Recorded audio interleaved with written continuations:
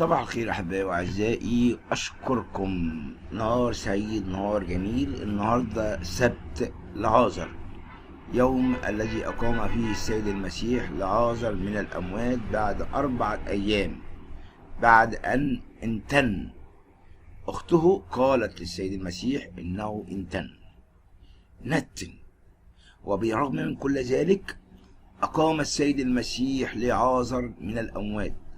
من الذي يستطيع أن يقيم شخص من الأموات إلا الله وحده؟ وبعد 4 أيام أنبياء كثيرين قاموا بإقامة موتى، ولكن لعازر أقيم بعد 4 أيام. السيد المسيح هو الوحيد الذي خلق عينين، الشخص الأعمى الذي كان بلا عين، جسد فقط مكان العينين. حقيقة الأمر محتاج إلى تفكير، محتاج إلى قوة.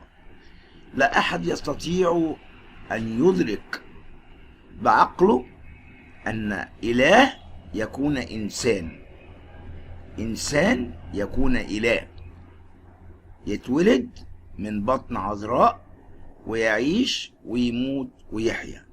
طب لما مات مين اللي كان بيحكم العالم؟ كل دي ظواهر حقيقي بتبرجل ناس كتير، وخصوصا غير المسيحيين او بصفة عامة غير المسيحيين. لكن عشان احنا تعمدنا وخدنا الروح القدس ففهمنا وادركنا ايه هو السر، واحنا كمسيحيين عندنا اسرار. وكلمة معجزة يعني يعجز العقل عن فهمها. الله محبة. مش دي قصتنا دلوقتي. قصتنا ان مريم وهيب لما بتظهر بتقول ايه. القمص استفانوس سليمان يرد على المطالبين بظهور مريم والإعلان عن ما حدث. الأمر صعب للغاية. ليه بقى؟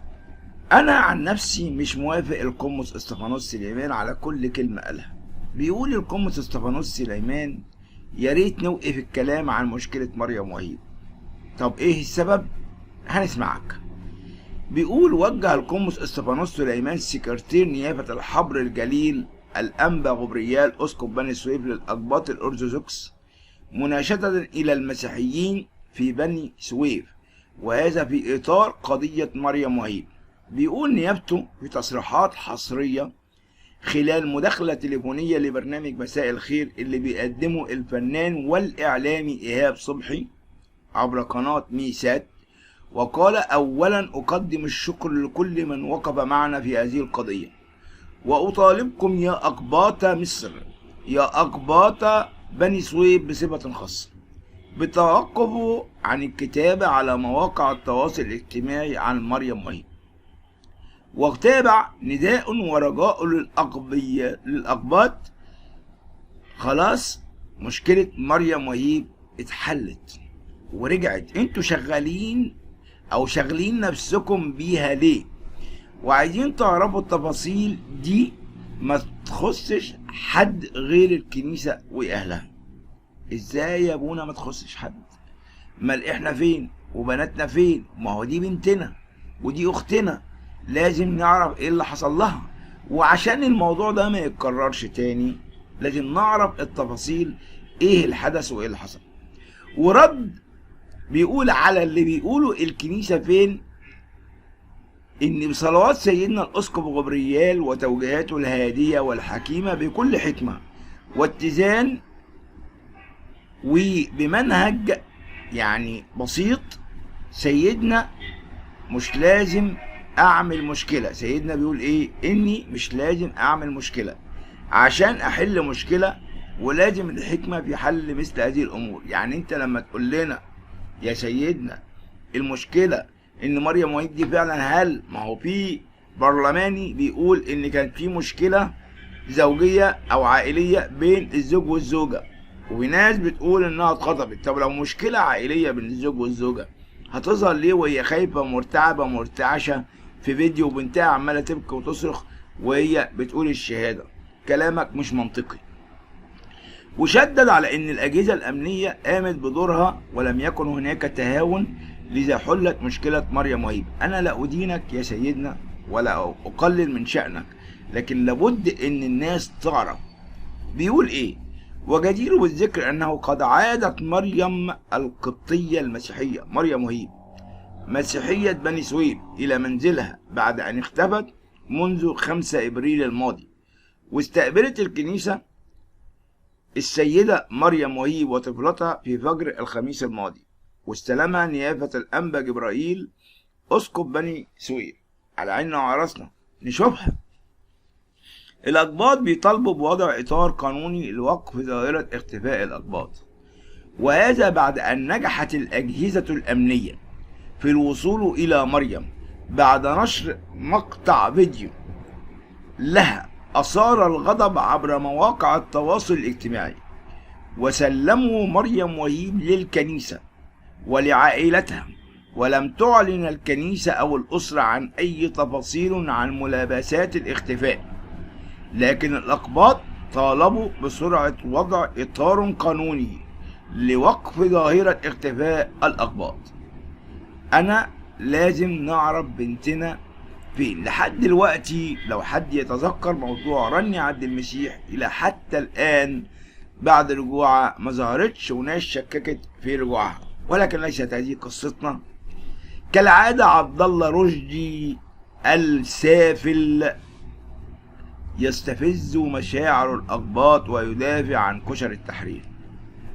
هذا الشخص الذي ليس له قيمة لدينا، ولا أعرف لماذا الميديا والإعلام يقدرون له.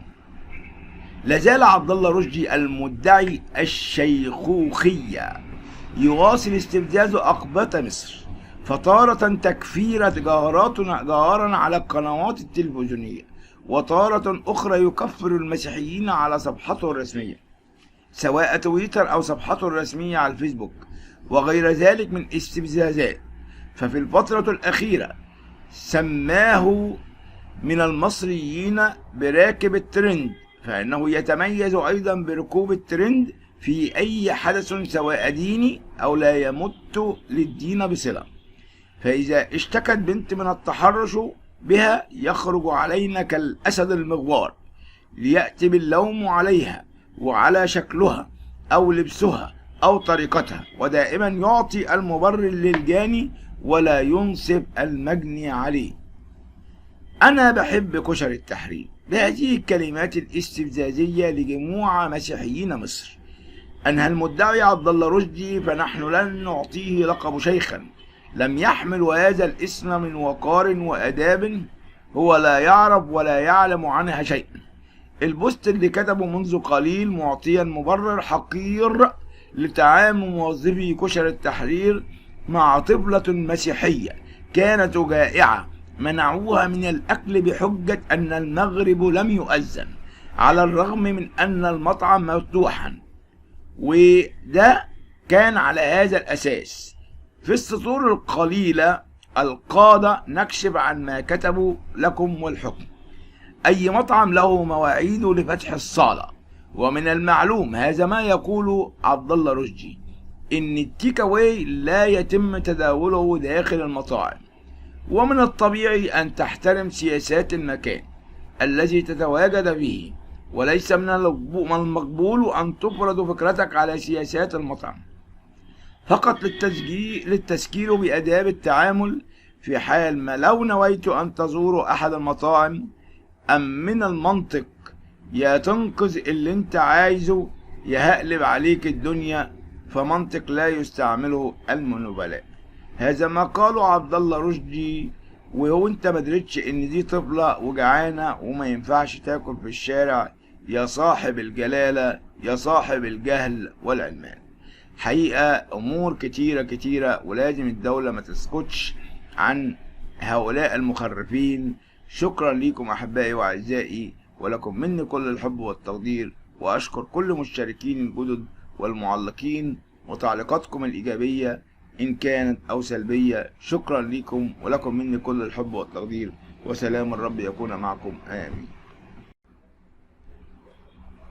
مساء الخير أحبائي وأعزائي، كل عام وأنتم بخير وكل سنة وأنتم طيبين بمناسبة الأيام السعيدة بالنسبة للإخوة المسلمين، شهر رمضان المعظم والمكرم لهم. وبالنسبة لنا داخلين على أسبوع الآلام، والنهارده ختام الصوم، وإن شاء الله تكون عندكم أكون جايب لكم أخبار حلوة وكويسة وتناسبكم. وبشكر كل مشتركيني الجدد على اشتراكهم في القناة وعلى ثقتهم الغالية بالقناة، وعلى يعني الفيديو كبر بيكم، وكل الشكر ليكم وكل احترامكم. طبعا في ناس ما بيعجبهاش اسلوبي، فدي حاجة ترجع لهم. النهاردة هنتكلم عن موضوع عودة مريم وهيب، هل هو وهم ولا حقيقة؟ والمركز الثقافي الأرثوذكسي بيصدر بيان بهذا الكلام. يا ترى هل الكلام ده حقيقة ولا وهم؟ أعلن المركز الثقافي القبطي الأرثوذكسي عودة مريم وهيب وابنتها جولي جوزيف إلى الكنيسة بعد غياب 5 إبريل نيسان.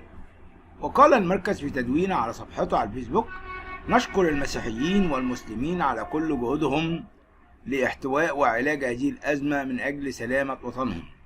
وأضاف المركز الثقافي القبطي: نحن سعداء للجهود الأمنية للاستجابة لهذه الأزمة بروح من الوطنية، ونتطلع إلى جمهورية جديدة بأفكار جديدة ورؤية جديدة لعالم يعيش فيه الجميع بسلام، الحب والسلام المجتمعي. قال القس دانيال مائر في صفحته على الفيسبوك: نشكر الرب على عودة ميري وجولي. تحدثت إلى مريم شخصيا وأكدت لهم، وهي مفقودة منذ أيام، مريم وهيب القبطية بمحافظة بني سويف وابنتها جولي جوزيف. تداول مستخدمي مواقع التواصل الاجتماعي مقطع فيديو لمريم وهيب تعلن فيه إشهار إسلامها وتطلب الحماية من المسيحيين. يظهر صوته لطفلها المفقود. بعد انتشار الفيديو علق زوجها جوزيف سعد: هذه الصورة تتحدث وأنا أعرف زوجتي جيدا، لأنها تتحدث بحزن وخوف، مؤكدة أنها كانت تحت الإكراه، وإذا كانت حرة في الاختيار فسيسمحون لنا بمقابلتها، لذلك نحن يمكن أن نسمع منها.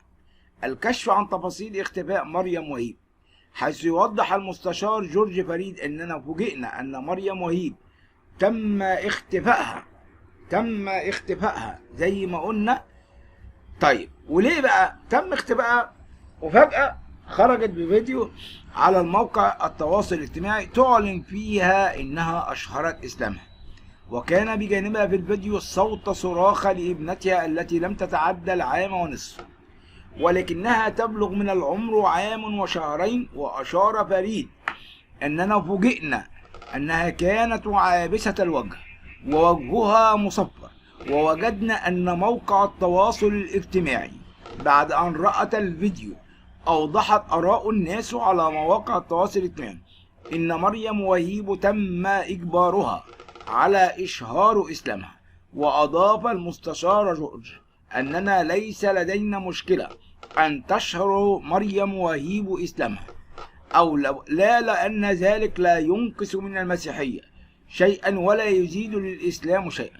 ولكن أوضح المستشار جورج: نريد أن نعلم ما الذي تم مع مريم وهيب، وهل هي موجودة أم غير موجودة، وهل مريم وهيب رجعت. وقد أكدت الأخبار على موقع التواصل الاجتماعي وعلى بعض المواقع الإلكترونية أنها عادت إلى أسرتها وبيتها وأطفالها، وبالفعل، ولكن نريد أن نعرف ما تفاصيل اختفائها، وهل تم إجبارها على إشهار إسلامها أم لا، لأننا في دولة مواطنة في ظل حماية السيد الرئيس عبد الفتاح السيسي.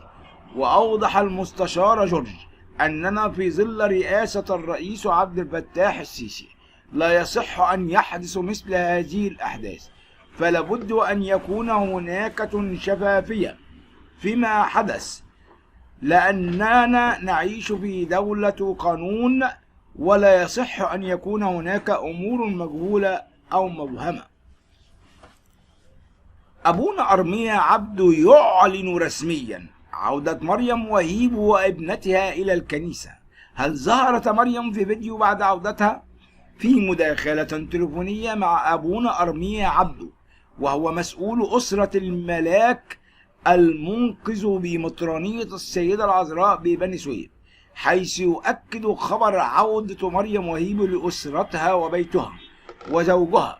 ويقدم أبونا أرميا عبده شكر وتقدير وعرفان بالجميل. أولا نشكر الله الرحوم الذي لا يشاء حزن عبيده على استجابته للصلوات المرفوعة والدموع المذروفة من قلوب كانت مكسورة، الذي قال أدعوني وقت الشدة فأنقذكم فتمجدوني، سريع الاستجابة.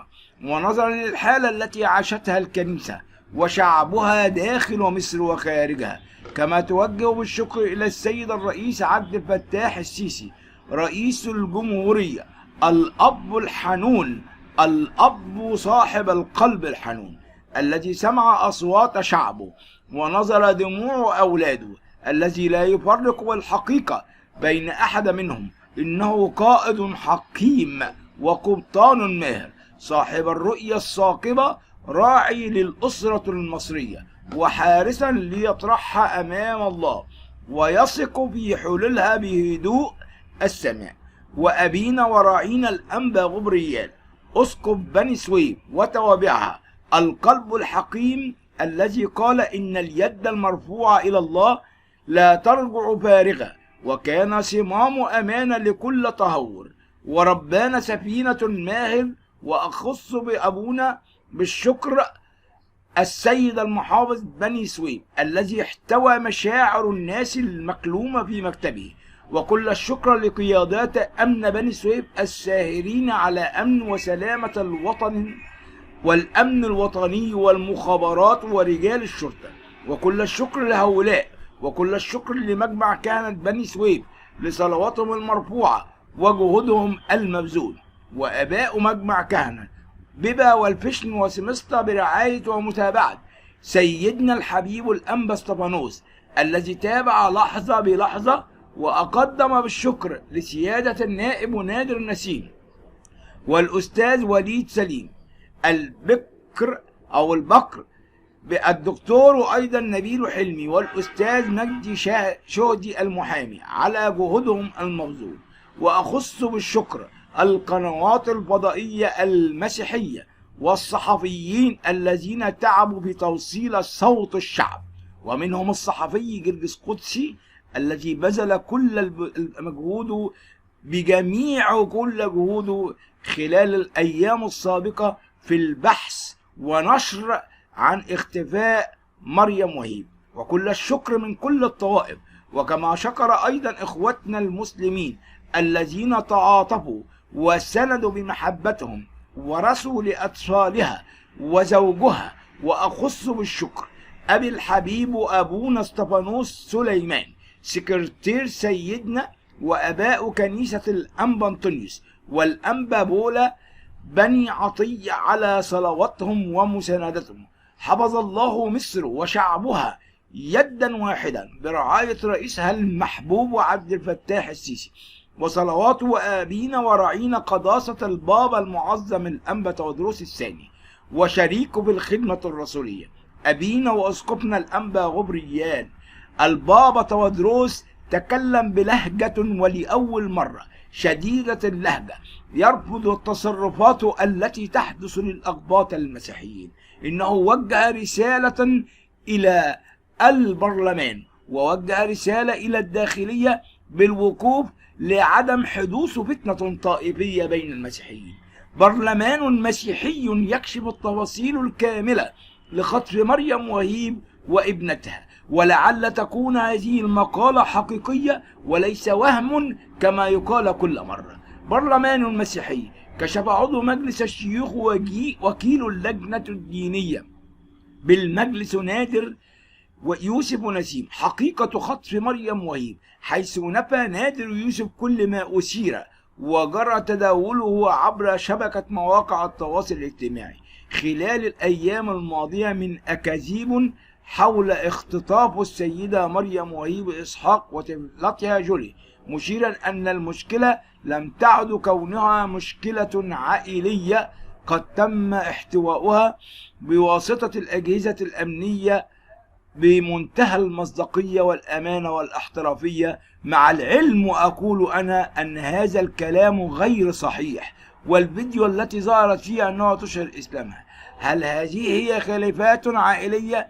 كفاكم رياء، كفاكم نفاق. كما ناشد وكيل اللجنة الدينية بمجلس الشيوخ الجميع بإعلاء مصلحة الوطن والتدقيق بما يكتب، خاصة في الوقائع التي تمس سمعة مصر خارجا وتسيء للدولة المصرية وقد تتسبب في وجود احتقان، داعيا الله أن يحفظ مصر الحبيبة، وذلك في ظل القيادة الحكيمة للرئيس عبد الفتاح السيسي وكل قيادات ورجال الأجهزة السيادية والأمنية والتنفيذية.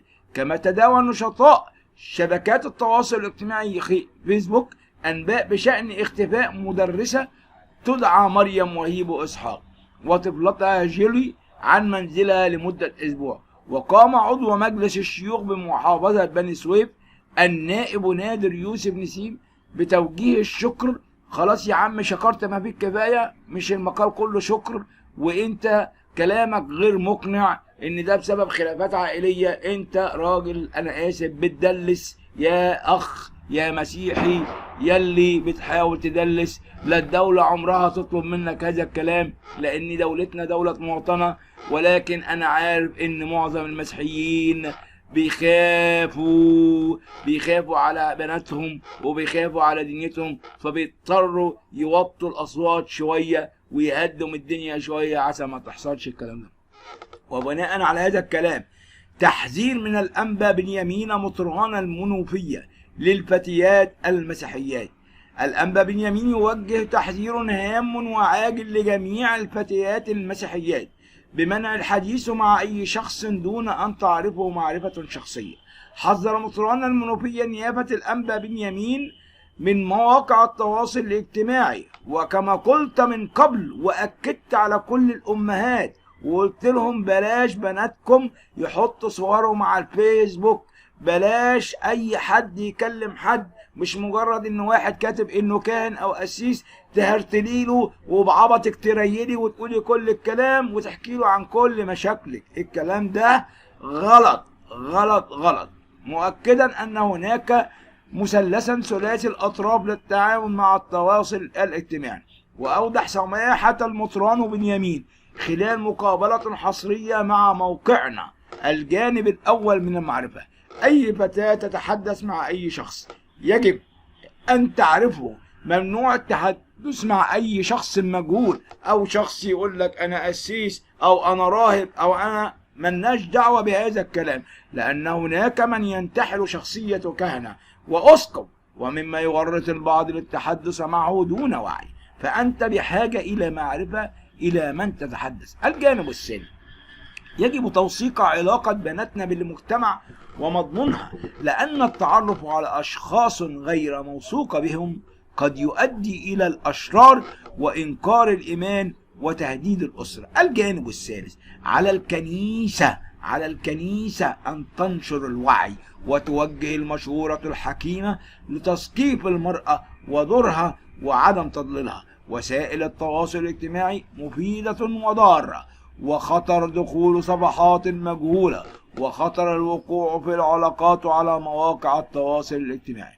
وأشار المطران بنيامين إلى أنه بسبب الوباء والجلوس في البيوت والفراغ أصبح بعض الأشخاص مدمنين على مواقع التواصل الاجتماعي، وفتحت الأبواب أمام العلاقات المشبوهة وغير المؤكدة. وحتى لو ذهبت الفتاة من تلقاء نفسها قد يكون قد عقلها قد راودها ثم تم اختطافها أو تورطها. هو الكلام ده الجميل والكلام الرائع حقيقي. بقى تعال نبص ونشوف الأنبا غبريال بيوجه رسالة وبيقول إيه. الأنبا غبريال بيوجه رسالة للدولة المصرية عقب انتهاء أزمة مريم وهيب وابنتها. الأنبا غبريال بيقول إيه بقى؟ خد بالك.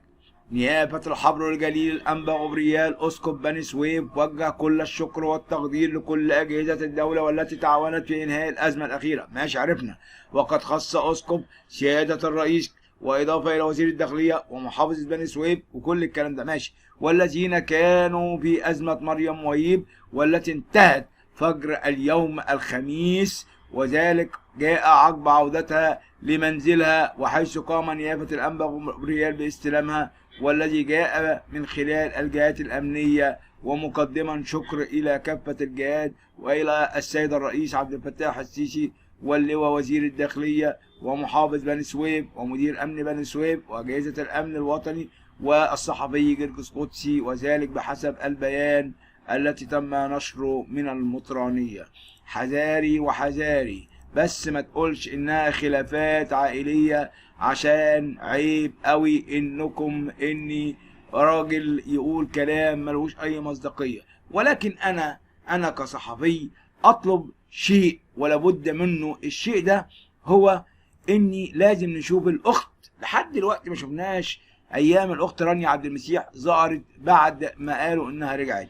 أرجوكم لازم تخرج مريم وهيب وتقول حقيقة الأمر إيه. حقيقة زي ما قناة سي تي في جابت لما الأخ اللي غرق ده ووقع أنا لم أتذكر اسمه في بلاعة أكتوبر، واخد بال حضرتك أنت، وقالوا لابد إن الأسرة دي تظهر على القناة وتقول لنا. طيب، والسر عند أشرف اختفاء سيمون عادل القبطية القاصر في إمبابة. مين يا ترى أشرف ده ومين مال؟ فتاة مسيحية جديدة تنضم لملف اختفاء القبطيات الذي أصبح يتكرر مرارا وتكرارا، حيث اختفت الفتاة القبطية القاصر سيمون عادل إسحاق الطالبة بالمرحلة الإعدادية وتبلغ من العمر 15 عاما ونصف، فهي من مواليد شهر ديسمبر 2006. ماذا قالت أسرة سيمون عادل عن تفاصيل اختفائها؟ كشفت أسرة الطالبة القبطية سيمون أنها اختفت من يوم 13 إبريل وتم عمل محضر إداري بالوراق يحمل 2014 لسنة 22. أسرة الفتاة القبطية المختفية سيمون عادل ناشدت أسرة القبطية الفتاة سيمون المسؤولين بسرعة التحرك واتخاذ الإجراءات اللازمة لإعادة ابنتهم القاصر لحضن أسرتها. وقد اتهمت أسرة سيمون عادل شاب يدعى أشرف كان يعمل بجوار منزلهم في منطقة إمبابة بالجيزة. ومن ملف اختفاء القبطيات أعلن اليوم المركز الثقافي بعودة الأخت مريم وهيب. ربنا يرجعها بالسلامة. ولكن هيقولوا لك أكيد إن سيمون عادل دي كانت على علاقة حب مع شاب غير مسيحي وقصة كالعادة. ولكن في كل الأمر نشكر كل الآباء الكهنة، ونشكر على رأسهم البابا تودروس الثاني، ونشكر الرئيس عبد الفتاح السيسي ووزير الداخلية وكل الأجهزة الأمنية. شكرا ليكم. واحنا داخلين على أيام صعبة، أسبوع الآلام. لازم الدولة تبقى صاحية ولازم الأمهات تبقى صاحية. أرجوكم بتوسل إليكم، الأب والأم لابد أن يحتضنوا أولادهم ويحتضنوا بناتهم. طولت عليكم، بس الفيديو لازم يكون فيه فعل ومصداقية. شكرا لكم أحبائي وأعزائي، ولكم مني كل الحب والتقدير. أشكر كل مشتركيني بكل تعليقاتهم سواء إيجابية أو سلبية، وأشكر الأخ مارك رزق على كلامه الجميل الأخير، وأتمنى له كل خير وسلامة، وكل معلقيني وكل مشتركيني، وربنا يحافظ عليكم، ويا رب دايما تكونوا في أحسن حال وأحسن صحة. سلام سلام سلام.